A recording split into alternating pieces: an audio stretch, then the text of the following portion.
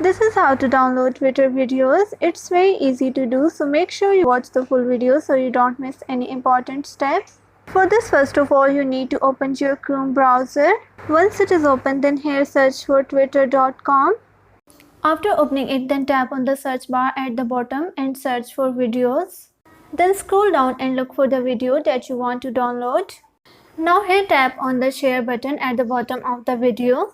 Now from here tap on copy link to tweet. After copying the link, then open a new tab and search for Twitter video downloader. Then open this first website sstwitter.com. After opening it, now you need to paste the link of your video here. Once you add your link, then tap on download button.